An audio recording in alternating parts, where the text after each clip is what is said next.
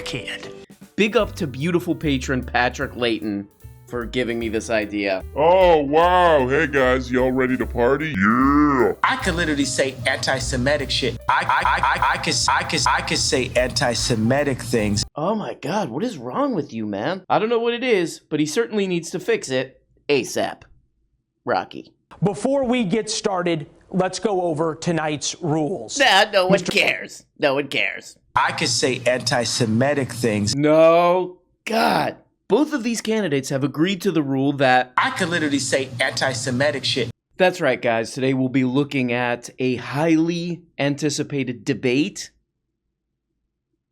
between this guy, John Featherston, and what's the other guy's name? And a guy who made millions of dollars scamming the elderly on daytime TV. So it's good. Wow, what an interesting lineup. Insult stealing the spotlight Whoa. while voters want a voice on the issues. I'm thinking about women's rights. The unity of the people. I'm looking for civility. I like that one guy who they got at a restaurant. They're like, hey, what are you looking for in a candidate? He's like, civility. Civility. I'm looking for civility in this debate. Okay. Why are you... why are you looking for that? Hey, I'm a candidate for government. Hey, I'm a candidate for government. I want to take away your Social Security and make healthcare impossible for you to get, or completely unaffordable. Politely. I also want a candidate who can make it so that... I could literally say anti-Semitic shit. Come on, Kanye. You're running for a seat that could decide the balance of power in Washington. Right. What qualifies you to be a U.S. Senator? You have 60 seconds. Hi, good night, everybody. Well... I'm running to serve Pennsylvania. He's running to use Pennsylvania. Here's a man that spent more than $20 million of his own money to try to buy that seat. I'm also having to talk about something called the Oz rule, that if he's on TV, he's lying. Okay, so yeah, this debate is taking place between two guys who want to be senator. And again, one of them is a mild progressive, and Dr. Oz, just a full-on scammer who's offering the people of Pennsylvania more of the same, if not worse. Hi, I'm Dr. Oz, and they're like, ooh, But man, oh man, J-Fed has to be one of the most unlucky guys when it comes to debates, because pretty much debates are useless. Debates are very stupid. I mean, you should be able to look at these two guys, look at what their policies are. Hey, how is this going to affect my life? What are they going to go in there and do? You look at that, and they say, okay, that's enough. I learned it. Go press a button. Done. But we do a debate, and a debate is all about snappy talking. A debate is all about what I call snappy talking. Oh, that guy did some snappy talking. I'm very impressed. He's got my support. Well, what is that guy going to do? Who are you? I don't know. Get away from me. Who said that? Where's that guy? He gets this. And the problem is when you have a stroke, the way John Fetterman did, the one thing you cannot do is snappy talking. Snappy talking is, I would say, completely off the table. Okay, Mr. Fetterman, thank you. Mr. Oz, turning to you. Do you support raising the federal minimum wage to $15 an hour? Why or why not? You have 60 seconds. I think market forces have already driven up the minimum wage. I was with a hotel worker actually here in Harrisburg a few months ago, and he was telling me how hard it was to live on the $15 an hour that he was getting paid. John Fetterman shoots too low. We want much more money than that. And there are many ways to achieve that, but John Fetterman thinks the minimum wage is his weekly allowance from his parents. I want to highlight that I have an agenda for prosperity, unlike John Fetterman. I want us all getting paid a lot more than $15. And I answered your question directly in a way that would preserve business owners, job creators, so they thrive, and we'd have lots more employees entering the workforce and then prospering, getting paid $25, $35, $45 an hour. But we're never going to get there if we don't unleash our energy. And John Fetterman's stubbornness on calling it a stain on Pennsylvania is an insult to those workers. To be clear, you said you want people making a lot more, but that's not through a federal law of minimum wage. That's through market forces. Market forces should drive it up anyway, and it's already done that. Thank you. You know, you should be able to get paid much more than $15 an hour. Thank you. Lisa. Right. So no. So the answer is no. So that's pretty good. You know, Pennsylvania has a $7.25 an hour minimum wage. Could you, Matt? I'm sorry. $7.25. So if you work at like a fast food place, you get $7.25 an hour. You're like, oh, now I can use all my money that I made tonight to buy one meal from this place. Thank you. Thank you. For a little bit of perspective, in 2020, I don't know if you guys remember this, Florida, or as many people call it, Florida, where I'm from, they voted to do a $15 minimum wage. So even in Florida, they're like, yeah, you get it. That's weird. $7, paying somebody $7.25 to do anything, that's weird. That's weird. So they asked Dr. Oz, they're like, so do you support this very obvious thing? Do you support this He's like, well, I think people should actually be making way more than that. And they're like, okay, so do you support a federal law that you have to pay them $15 an hour? He's like, no, I do not. No, I do not. Okay, Dr. Oz. I'm kind of shocked that Dr. Oz didn't take this opportunity with all these people watching to hold up. He's like, hey, and by the way, guys, belly blaster. You check this out. You get a little bit of this. You get a little bit of this. You know what I mean? I'm Dr. Oz. And I could literally say anti-Semitic shit. But if you believe that the choice for abortion belongs between you and your doctor, that's what I fight for. Right. Roe v. Wade, for me, should be the law. He celebrated when Roe v. Wade went down, and my campaign would fight for Roe v. Wade, and if given the opportunity, to codify it into law. So yeah, a real uphill struggle for this guy, Fetterman. But just to be clear, let's go over just a few of the actual issues here. Dr. Oz wants states' rights for abortion, he says in this debate. So he wants states to be allowed to criminalize abortion. That's gone very well. As a doctor, they should call him like they put the doctor in quotes. And now doctor, the huge quotes, no raise in the minimum wage, no progress on healthcare except to make it worse by privatizing Medicare. We're very unpopular. So to put things in political science terms, okay, even if they wheeled in a fresh turd, with John Fetterman's, policy and record and all this stuff, the turd would be a clear winner.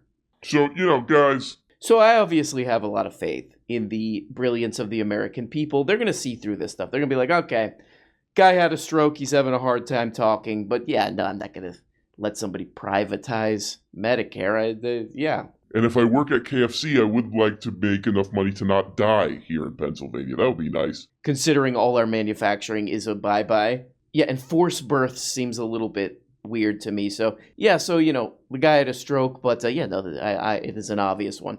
The American people get that, right? Let's check the comments in this ABC News affiliate channel. If this guy can run for Congress, anyone can.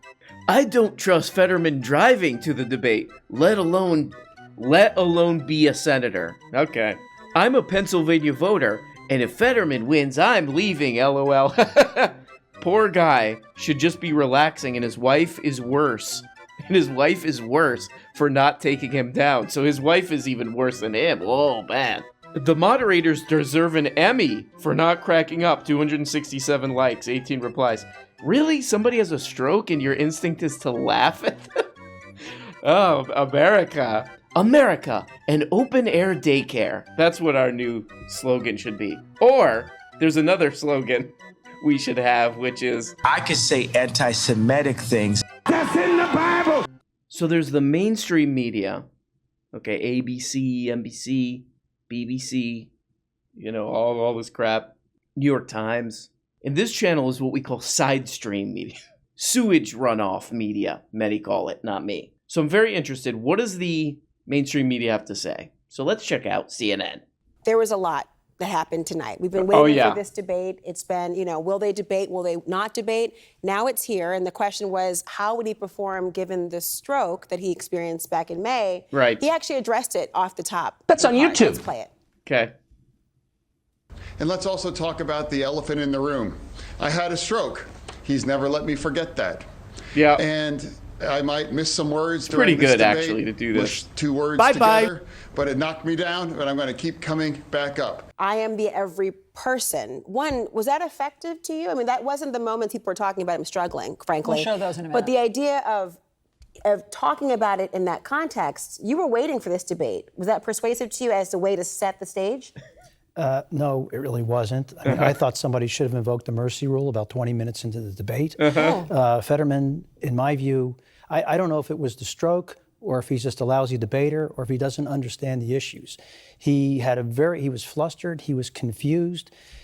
He should not have been out there. And I've had a number of people say, why is this guy even on the ballot right now after that? I don't know that debates Who said matter that to you? much, but if people watch that, they're going to question his capacity to serve. Yeah, so the news helps me to understand. These CNN commentators are amazing because they're like, they don't discuss any of the issues. They're not like, hey, what would actually be good for the average person in, in Pennsylvania, living in some small town in Pennsylvania, not living in, a big city or whatever. What would be good for the average person?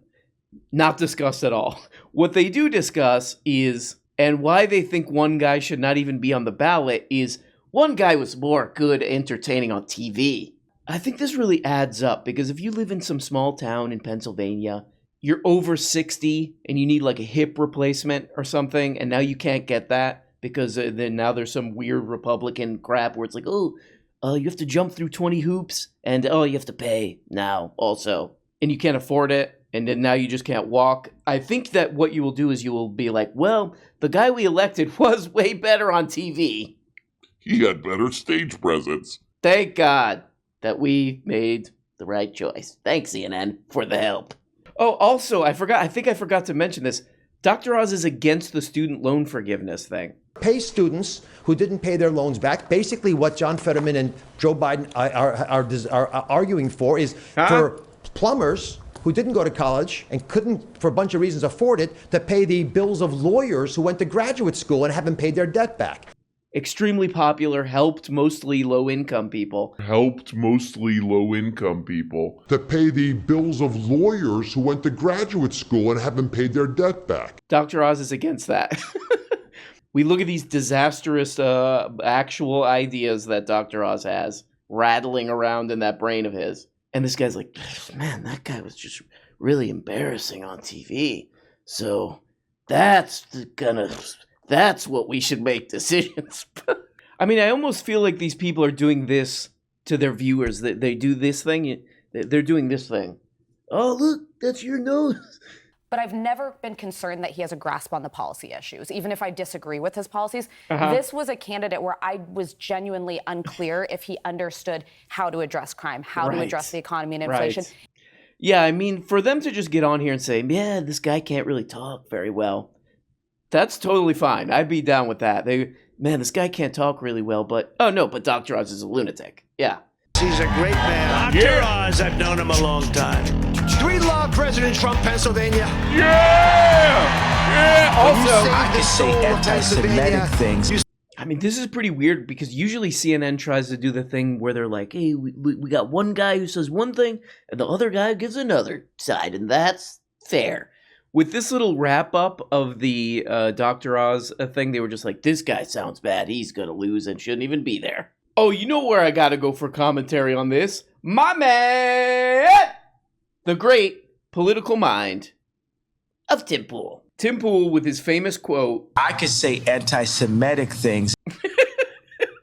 Yeah, but why would you want to? That's the problem. They gave him some coaching and then thought they could let him loose, but it just didn't work. What's up with him saying words the same way every time? Roe v. Wade. Because I support Roe v. Wade. Yeah, he had a stroke, buddy.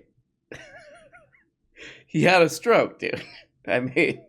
Coordinated, inauthentic behavior. I mean, it's not coordinated. He just, come on. Now Mark Zuckerberg's on my ass. And I'm for Roe v. Wade. It was almost like, you ever listen to those automatic voice things where it's like, hello, you have reached. And it's because the word was recorded one time, and then the program spliced them together, so it does it. That's what it sounded like. That to me was nuts. What we were watching. Amazing political. That guy sounds weird. Right there is the Republicans winning the Senate. I gotta say, I'm not a huge fan of Dr. I mean, I don't hate him. He got my vote. If I had to vote in that election, man, Oz all the way, dude. He's laser focused. Okay, Ian. Now Ian is officially on the shit list now. We were gonna try to hashtag save Ian. Ian, your ass is out too. Your ass is done. You little turd. You beanie turd. Oh, you're getting in on the BD game now? Well, Coordinated, inauthentic behavior. Exactly, that's what it is. Oh. Focused compared to the other option. Yeah. We've been making fun of Dr. Oz. I think he's a bit goofy. Yeah. But here I just watched two guys. And you know, you guys ever watch that Family Guy episode where they hire an ugly chick to stand next to Meg? Here we go. This is so by comparison, she looks more better. attractive. Yeah. That's exactly what that was. I thought Dr. Oz was bad. I'm sitting here, I want to believe. Go. I want to believe that come the day after tomorrow, when the polls roll in, the polling is going to flip. Oz is going to take the lead, and with the already bias in the polling system, we're going to be looking at Oz winning. Again, I find Oz a little bit goofy, but hey, better than Fetterman for a lot of reasons. I want to believe. Oh, weird. Oh, weird. You take the exact Republican position. Oh, well, that's shocking. And again, please invite me on the show. We will have to sign a contract. We know the contract. All that stuff is getting kicked off the wall. And yes, urinated on, okay? There's one more thing in the contract that I'm allowed to do.